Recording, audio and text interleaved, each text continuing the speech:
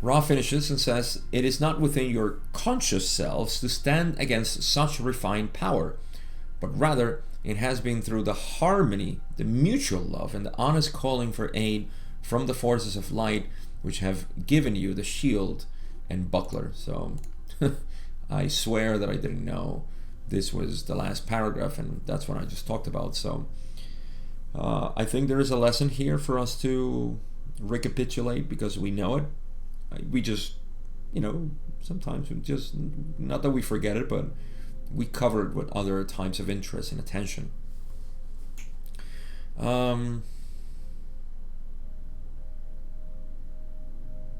Yeah, there's something to be said here, especially for those seekers, those intrepid seekers who want to enter the realms of interdimensional beings and positive and negatives and angels and demons and so on. I think a lot of people who enter this are trying to play with fire. And please, I have the least amount of interest in creating some sort of warning or cautiousness. I'm just talking from my experience of what I see and what seems logical to me, especially based on what Ross says here.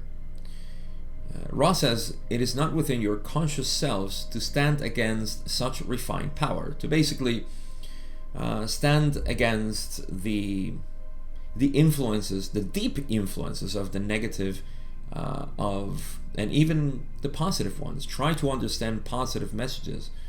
It is not within our conscious attention. We are not, this experience is not, that's why Ra says, this is not the density of understanding. You're not here to understand, you're here to be. And it is almost like the bark of a tree is not there to provide anything. It's just there to provide the external surface of the tree. All the intricate parts of the tree are inside and needs not to worry about funneling water up and trying to get the minerals necessary and to do photosynthesis and so on. All of this is not within the bark of the tree. It's the outside of the tree. So when we go deep inside, we see all these workings and we see everything that is. And so we have two things only to do. There's a choice to be made. You either want to control all of this that's happening, that which is my mind. I want to control my mind. That's the negative side. And then there is the positive one, which says, I am not here. I'm just perceiving all of this. This is just what is. And, I have no way to judge myself good or bad. This is the non-dual perspective of reality. And, this is acceptance. This is love and understanding, in the sense of understanding other beings or accepting other beings. I use both interchangeably, understanding and accepting. In this context, at least. So, yeah, it is not for us, for our conscious selves, our conscious minds, to be dealing with this power. And so I see that some people get into these realms, and you see, I'm only speaking strictly from the point of view of awakening and living from that awakening.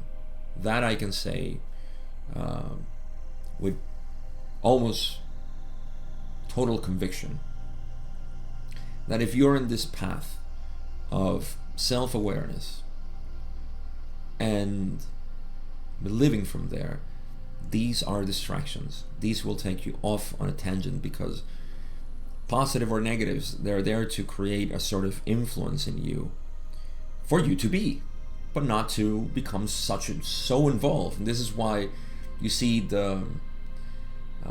in metaphysics, you see that the positive ones are always saying, stop looking, go inside. These are all the good channelings, or I say good not in the way of positive or negative, but quality channels that are trying to the information is there for you to not get attached to the information, and just to go, keep going. You have a long way to go, which is the stillness of you. Know who you are. That's what they will, the most positive channels are going to tell you that. Stop getting distracted with all of this. Go straight into your being. That's what Ross said. Know yourself. You are the creator. To know the creator and to be the creator is to be all that there is, and so on. Whereas the negative ones, the negative influences, will try to persuade you to, obviously, not only go into the philosophy of the negative, but also to create names and to worship them and all of this. And this is where you see these positive entities disguised, or negative entities disguised as positive ones, and the whole shenanigans, right? And so either way, the teaching is the same. Don't get distracted. If you're meditating, you see, great things happening, yeah, okay, let it be. Don't attach to them. That's the thing. Don't attach to anything. You're here to become nothing, to become no one. And by becoming no one is where you become everything. Otherwise, you're still stuck in identity and individuality and me and so on. Okay, so